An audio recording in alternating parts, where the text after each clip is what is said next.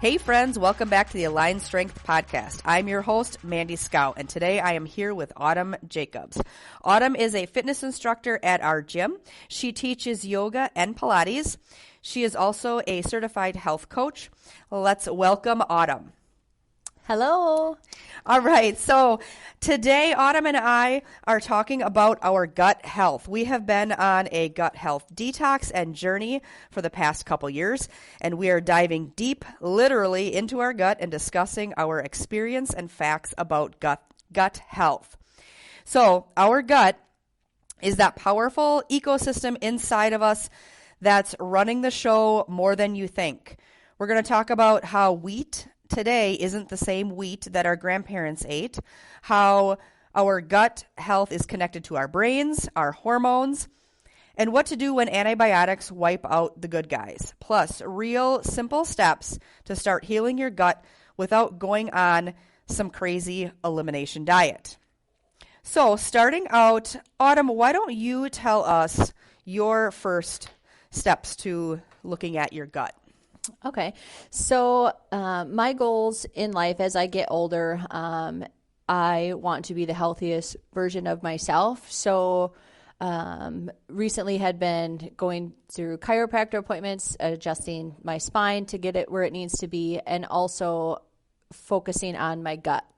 And knowing the symptoms and stuff that I was having, I ended up doing a food allergy test and stool test, and that said a lot. So I had a horrible gut dysbiosis. So like my gut bacteria was all over the place. I had overgrowth in candida, and a lot of my symptoms were coming out through my skin, so having rashes, feeling bloated, or acid reflux were a couple other things. So like when I would eat certain foods, my body would disagree with and I would feel them. So knowing that I was starting to get more in tune with my body and understanding what I put in and the reactions my body was having. So what I did with that gut was, with the gut cleanse and stuff, it was just eliminating a lot of the foods on my food allergy test, and then introducing healthy bacteria and a lot of herbs and supplements to help counteract what my body was eliminating, and then replacing it with good stuff. My first time so I've done probably 3 different gut cleanses since this very first one. My body did have a more severe reaction to the detoxing, but in a good way. So knowing what my body was reacting to, like, was a big eye opener for me, knowing how bad my gut really was. So I had gotten through that first round of doing the gut cleanse, and I felt so much better. Like my skin changed, my energy changed. I felt like I was a whole new person. So that was kind of like the aha moment for me. Like, okay, well, I'm not done yet, because like I still knew I had more to fix. This isn't something that just happens overnight. It doesn't happen in a month. You got to think how many years your body has built up to that point of how long it's going to take to eliminate. So that was kind of, I guess, my first. Okay. Yeah. And for me, I wasn't thinking gut at all. I went into my chiropractor. At first I was thinking hormone, because I was bloated all the time. I didn't really pay attention enough to realize that after eating certain things, it made me bloated. I just thought my hormones were completely out of whack. I'm, at the age of premenopause, and so it has to be that. Until I went in to the chiropractor as well, because they did hormone testing, and I said, is this something I should look into? Should I test this?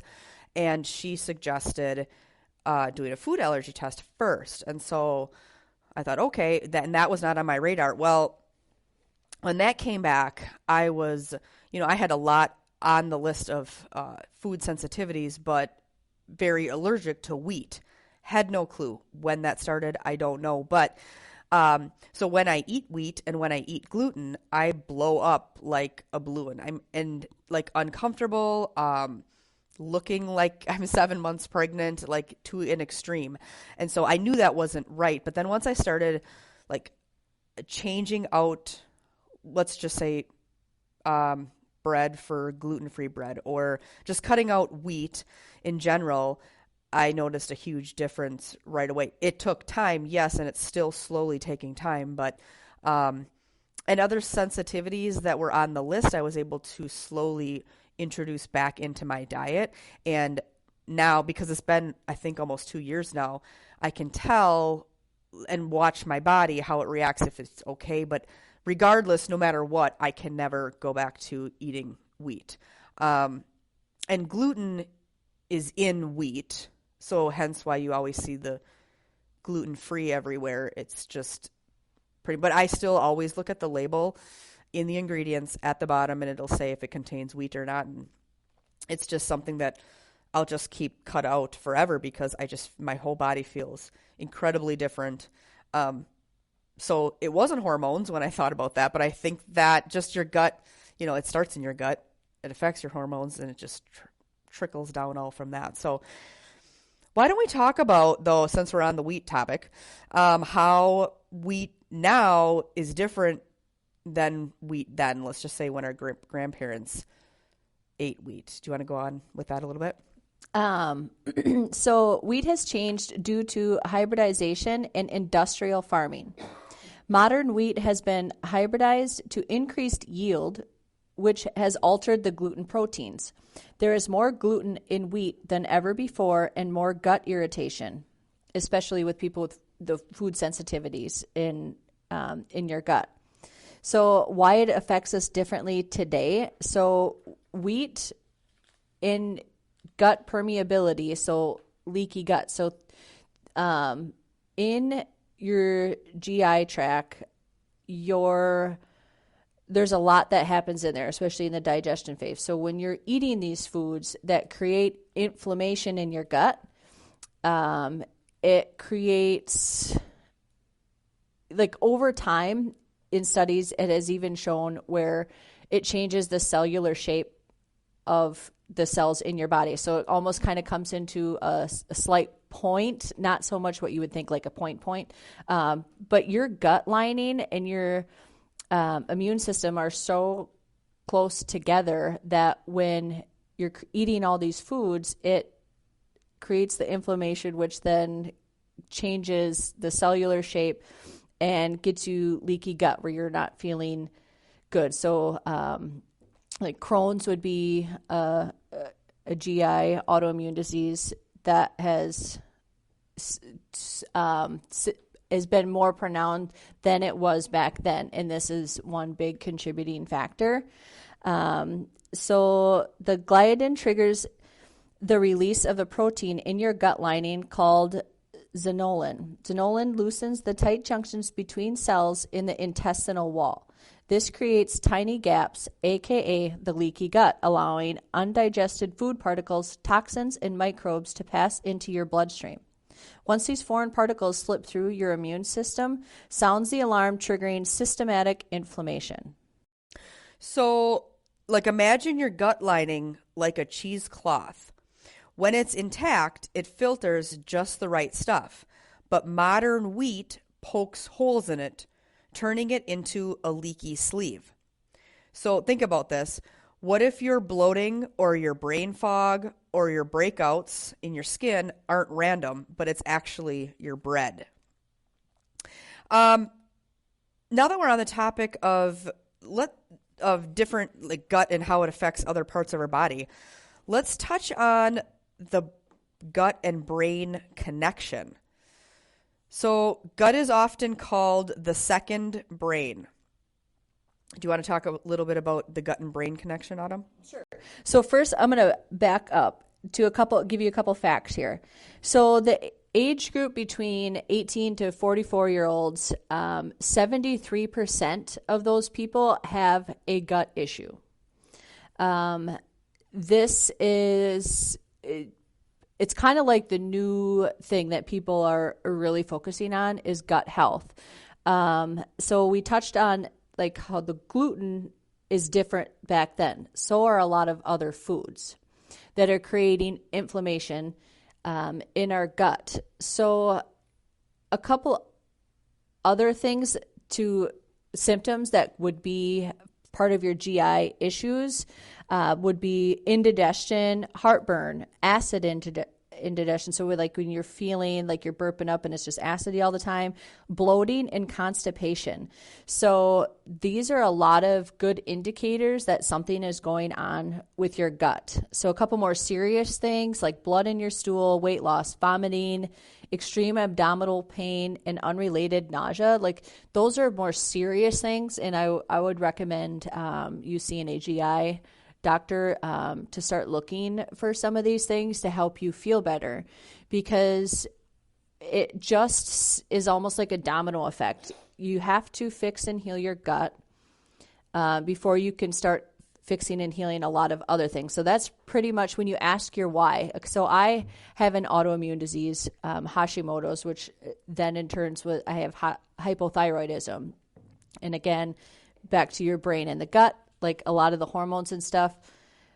I had a horrible gut. I now have developed other diseases which are linked to your gut. And it truly is, the more and more studying and research I've done and I'm doing is really what you're putting in your bodies. The gut microbiome really directs our immune system hardcore. So the more things as you're younger that can help is being exposed to different microbiomes. So if you're outdoors a lot, if you have pets, if the environment you're in really matters. You don't think of it so much, but really the environment, things you're surrounded by affect your health and your gut in particular. Another thing that I didn't really realize is that there's over millions of different bacteria and microbes that live in your gut. That sounds like so unbelievable how much is really happening. So that should be a testament that your gut truly is, like you say, your second brain. It tells you a lot. So in it, even through that digestion process, which we're going to talk poop just a little bit. We won't go like too deep into poop, but your poop really does tell you a lot about what's happening in your gut. So I would recommend, they always say that nice, smooth, one stool and nice brown color would be ideal. If anything other than that, kind of keep an eye on that.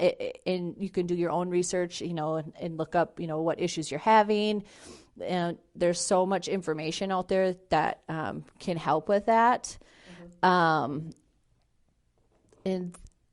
I also want to touch a couple other things before we get back into the gut-brain connection. Is all these food allergies are happening because we have an overreactive immune system. So in particular, the autoimmune disease, like I say, happens more in females than it does in males based off of how our bodies are releasing hormones and what hormones, like us having that, females having the X chromosome, it truly does matter and makes a difference for how we process foods. So males, here's another tidbit. Males tend to digest a lot easier than females. Their digestive system follows the process faster than females. So yeah, sorry not to get off on a tangent because you literally could just be like. You said that and literally what's going through my head is another thing that is easier for men. That's just great. Right? Just one more thing. 'Cause, why not? But so our bodies truly, God designed our bodies to work flawlessly. Like there is truly a reason why we have certain organs in our bodies and all that. So focusing first and foremost on what you're putting in your body the environment you're surrounded by. It really does matter. So, and just coming back to like, because I feel like I hear it and people say like, all I see is gluten-free, everything is gluten-free, it didn't used to be that way. But the food didn't used to be that way either. Right. The food wasn't filled with all this stuff either back then. Yeah. So it is different. And the reason it is because it has to be gluten-free. They have to start separating it because people are reacting bad to it. Mm-hmm. So gut-brain connection. Okay, so we talked about the gut being your second brain, the enteric nervous system, which is kind of a newer term for me as well. So like as you get deeper and deeper into studying the gut, like this is kind of like a newer terminology, even though you kind of already knew it, but again, thinking of it differently. The gut microbiome produces neurotransmitters like serotonin, about 90% made in the gut. So this really could have imbalances with anxiety, depression, brain fog.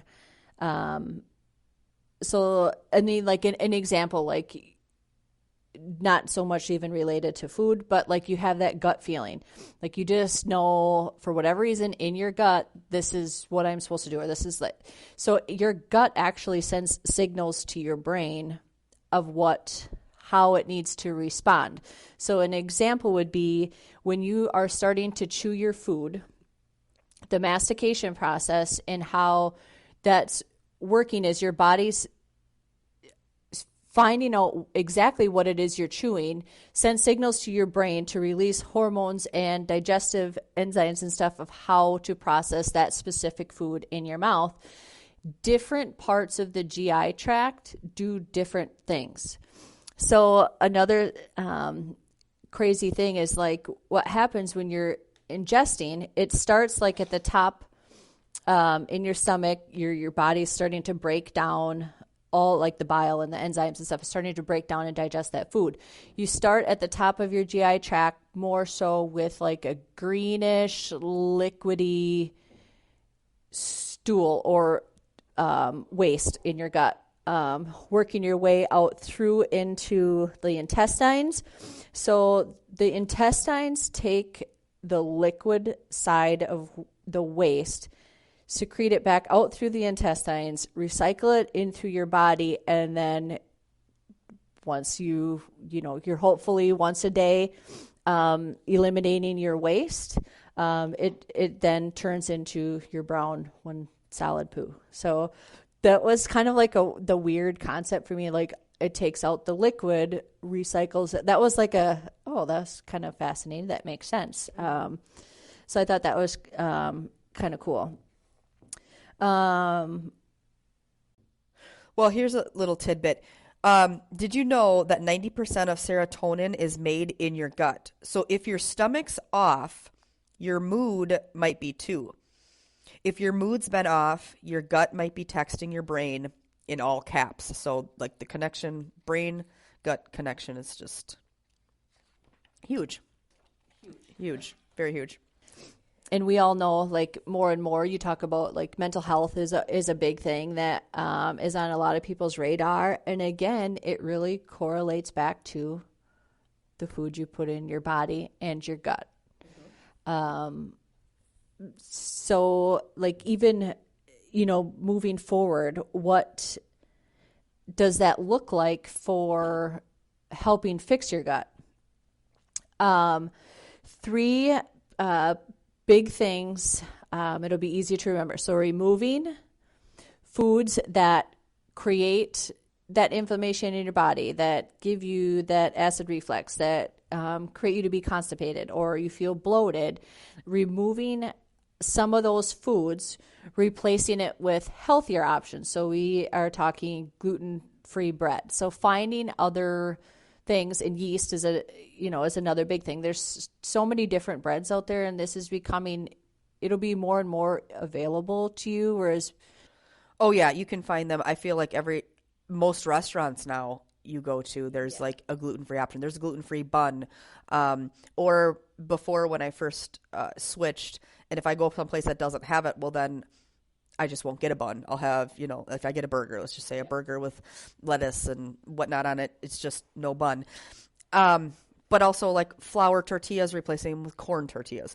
You just really get in the groove, and I just know what is in. I mean, I had my phone by me most of the time in the first couple months, just like Googling, does this have wheat in it? Does this have wheat in it? Or, and so it just gets easier. But I mean, like, and I have slipped up, and I know like immediately.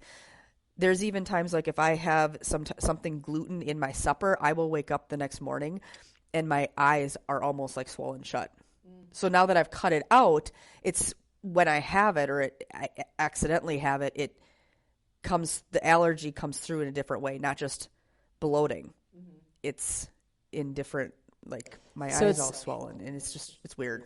So your body's telling you. My body's telling me, don't eat the no, gluten. you can't. Yeah. Don't do it. No. Yeah. So yeah, it's pretty crazy. Your body is there to provide that information for you, whether it's in some of the. But again, you don't have to think like I can't eat anything. That's not true. You just have to find what you can replace it with. Not eliminate it, replace it. Yes. One big thing, so tomatoes were on my food allergy. That was kind of probably harder than it was the gluten in the dairy, almost, just because I felt like, okay, well, I can get gluten-free noodles but no, I can't do the tomato sauce. I'll have to do like a plant-based butter. I add garlic or onions or things that can provide other flavor and a sauce of some sort. So really just getting creative in the kitchen and finding different things and foods that you like, and changing your palate a little bit. So like I don't even generally I use ketchup very little now. Like I don't use any dipping sauces. Like literally they just went all out the window because they didn't add any value to what I was putting in my body. So that was kind of a big thing. Dairy is another one. So they always tell you, oh, calcium, like you need to have dairy for the calcium and the protein. Well, yes, they're not wrong. However, there are other substitutes that you can get your calcium, you can get your protein, you can get your potassium, you can get all of your vitamins. And one big thing that just keeps circling around, whether it's with my health coaching certification or even just studying and listening to other things, like it truly is food is medicine.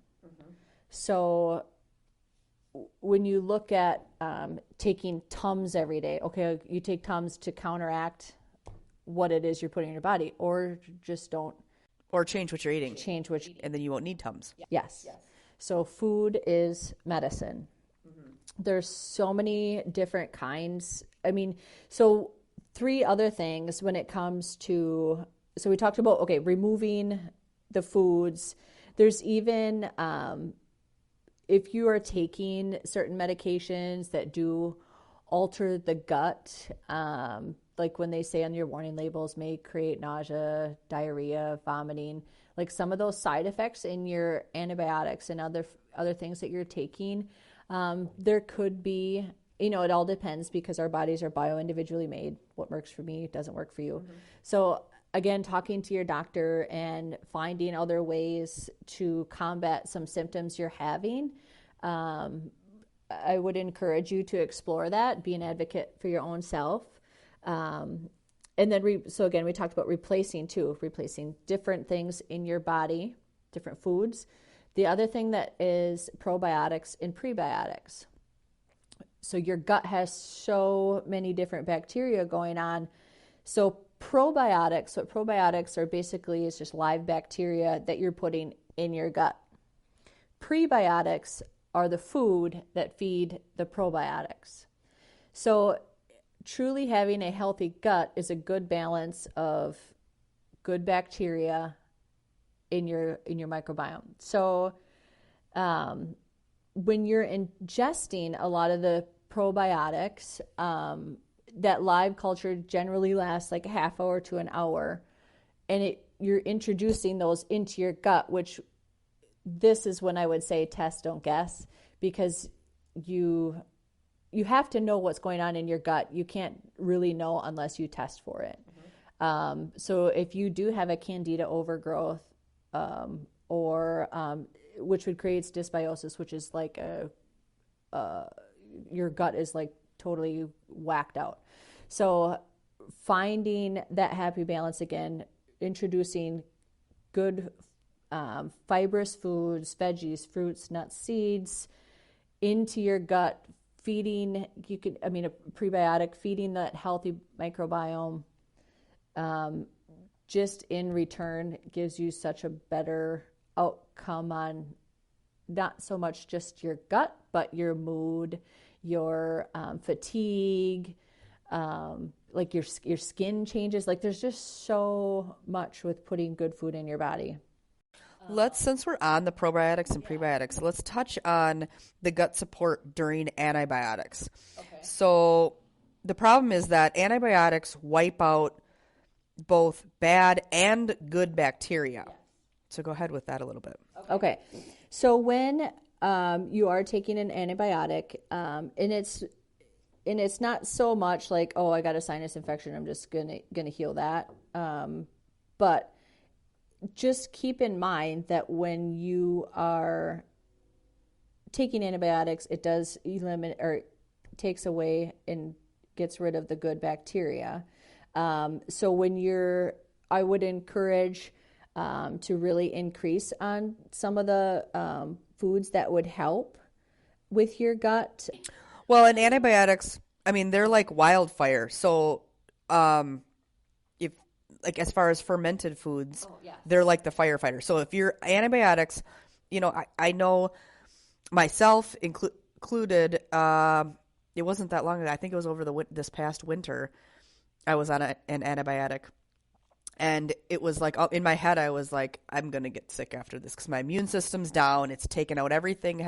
And yeah, sure enough, I got a cold right after I was done taking that. And I know that happens to a lot of people. Well, this is kind of like, why, and fermented foods, if you eat fermented foods, they're like the firefighters from, the antibiotics as they're going wildfire. But go ahead and talk a little bit about. So some probiotic rich foods, yogurt, kefir, sauerkraut, kimchi, and miso. So I love sauerkraut a lot. I literally just eat that like as my salad next to my brat, if that's what I'll eat. But there's even packages in the stores that have different flavors of kimchi and sauerkraut. And kefir is more of a dairy base, so if dairy is an issue for you, there's definitely other fermented foods.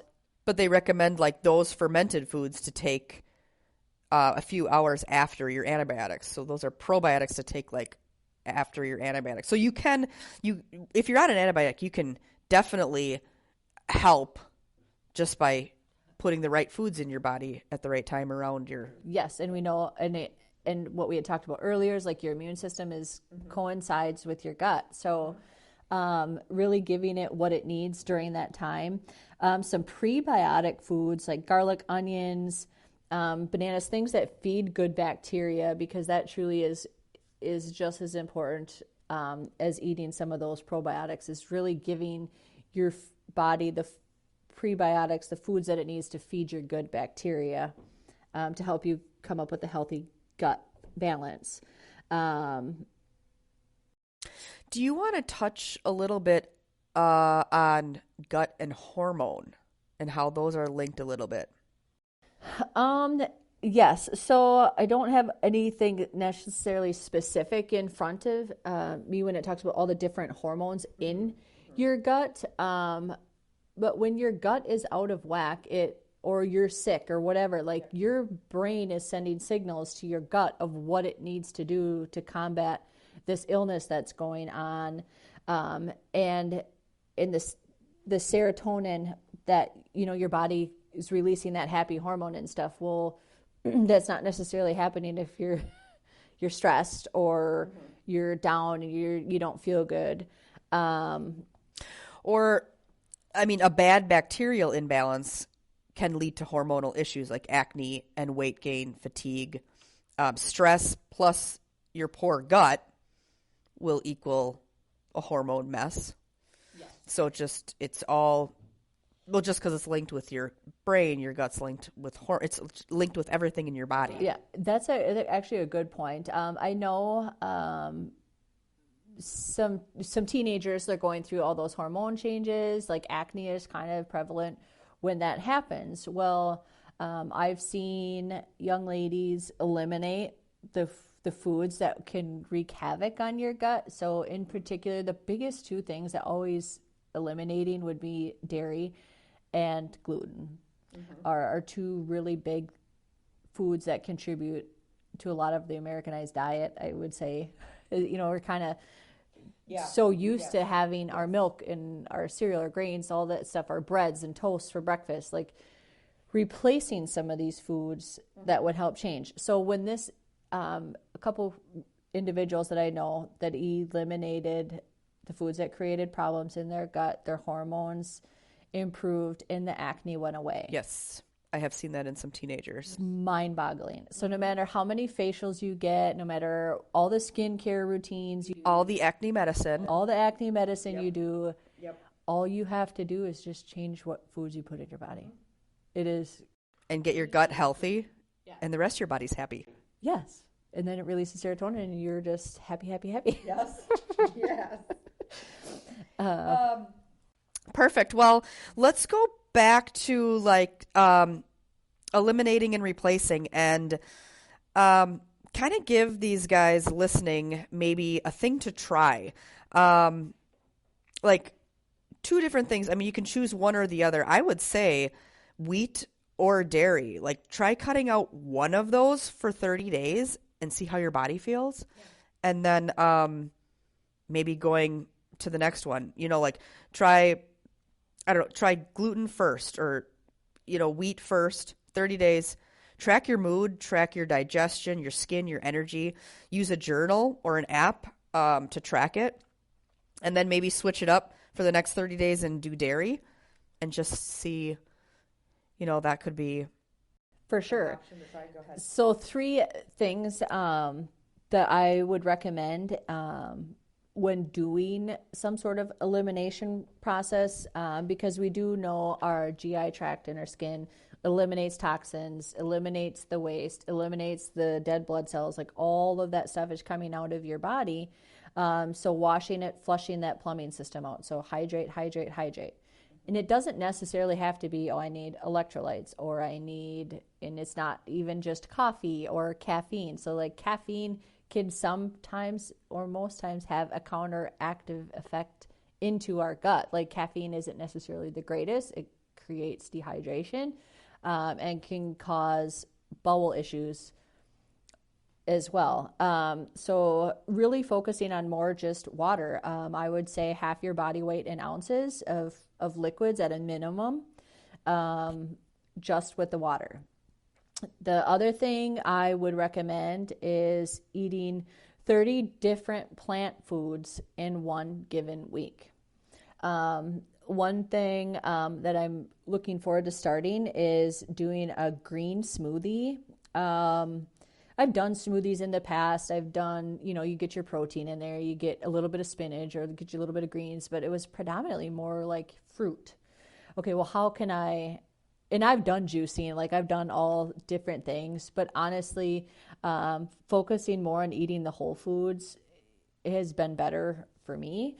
So I'm looking forward to trying different green smoothies, so 30 different plants. That doesn't mean like I can only have kale, spinach, lettuce, arugula. Like there's so many different greens you can incorporate, but you can also incorporate different vegetables, different fruits, seeds, nuts, spices. Those are all plants. So when you think about I would recommend even writing down what are all the things that I like to eat.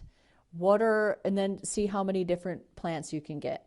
And then look up what are some other things that you could try to incorporate in your day-to-day healthy balance. Another thing too, when it talks about digestion, eating more of your protein and carbs, like maybe breakfast and lunch, not so much dinner, because dinner is when the time you want to eat more of like your salads and a lot of these plant foods. And I'm not saying be vegetarian, be vegan, none of that. Like focusing more on eating those foods that are easier to digest so you can digest and rest through the night. And you'll really, you'll feel less bloated. You'll feel less like you're, I don't know, like I don't know how else to describe it unless, you've kind of, you've done that. But you just feel lighter, more energetic, more, yeah.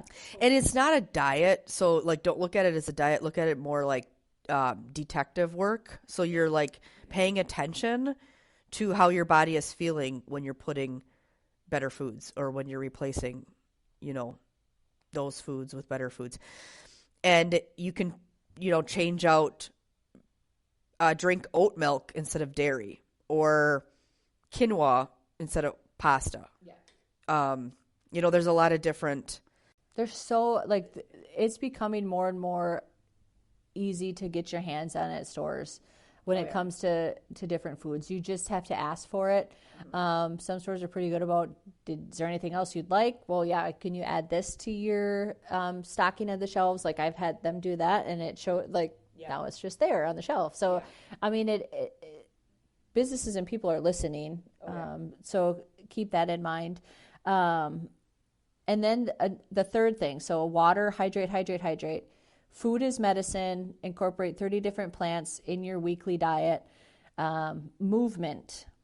So when you're moving your body creates nitric oxide, which is helping the digestion process and how your body works. Now, I'm not saying going out for like a 5-mile run or anything like that. It's more like you can just be actively like just stretching, yoga, Pilates, light, gentle work, resistance training. And another thing too that is not so much movement, but also helps is meditation. So allowing yourself to relax and let your mind rest can help release some of those happy endorphins in hormones in your body, which in turn. Mm-hmm. And you don't even have to look at it. Movement can be going for a walk, a hike, kayaking, like golfing, like anything, like yard work, like just that you're getting up and moving your body. Yep. So if you have office jobs, things like that, like if you're sitting long periods of time, you should get up, just walk around, take a lap, go get a drink at the water fountain, come back, like get your body, keeping it moving, keeping that lymphatic system draining. And one other thing too, I forgot to touch on, is females and hormones. So in a given month, a female can have you're basically 4 different women in a month. Like each week of your cycle matters. And so like when we crave that chocolate and we crave some of those things, like that's all normal stuff. You are going to be more fatigued during that cycle week when you are menstruating. So keep that in mind too. Because your body releases different hormones based off of a woman's cycle. So that's just another kind of food for thought there, to keep that in mind. Another tip we can mention too is your plate. So when you're filling your plate, crowding out the bad stuff. Yeah, so when it comes to like big family get-togethers or like you're going out to dinner and you happen to go to a buffet, start with the salad. Start with filling your plate with all the polyphenols, so the colorful foods, the beets, the carrots, the cucumbers, the lettuce, there's so much good you could put on your plate. So then when you get towards the end and you want to have like more processed foods or desserts and sweets, like your plate's already full. So crowding out, putting the good stuff in, so you don't put the bad stuff on your plate. I mean, eating proteins, fats, carbs, like they all are different. Mm-hmm. And that is where like it's kind of hard to say like you need to eat this or you need to eat that, because again, we are all different. So your age matters, sex matters, so female, male matters. There's just so many things that contribute to who you are and what your body needs. So really, truly listening to your body, being an advocate for yourself, knowing what foods are a problem to you. And then once you know, it's also a mindset shift too. So like cutting out things is fine, but what you add in is what matters more. And like swapping out, you saying like, I can't have, instead by saying I choose better, you know? And so just having that mindset shift, like I can't have, that brings negativity, but instead of like, I choose better, I'm going to choose corn tortillas over flour because I'm choosing that because it's better for me. You know, like that totally is a mindset shift, and it brings positivity versus negativity to the whole aspect of eating. Yes. So very good. All right, well, I'm going to go over into today's takeaway. So today's takeaway on all of this amazing information, wheat today is definitely different. Your gut controls your brain and hormones. Heal it with food and not with fear. So there's a takeaway challenge that you can try. Why don't you try swapping one gut-harming food for a gut-loving food? Try one this week. Just one. Autumn, what would you say one thing to try for them would be? An easy one. Dairy would be easy. So not having that dairy. If you do like your yogurts and stuff, they do have an almond-based yogurt, which I think is really good. So replacing it, instead of dairy, replace it with a non-dairy. Mm-hmm. That's good. Also, a gut healing swap would be cutting out white bread and swapping it with either gluten bread or even sourdough. To like noodles, like, okay, you like your pasta. Instead of having that white bleached noodle, look for a gluten-free option. They make them with quinoa, rice, corn, lentils, My favorite is it's a brown rice gluten-free pasta, and I like that one because it cooks the easiest. And so actually that's all I buy in our house now is gluten-free, and my family eats it. My kids don't notice the difference. Isn't that funny? It tastes the same. Yeah. Yeah. So definitely two tips there for you to try this week.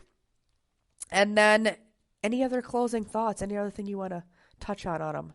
Oh my gosh. I mean, I know this is a lot of information that we threw at you. I mean, this is just like minor compared to what really the world. Oh yeah.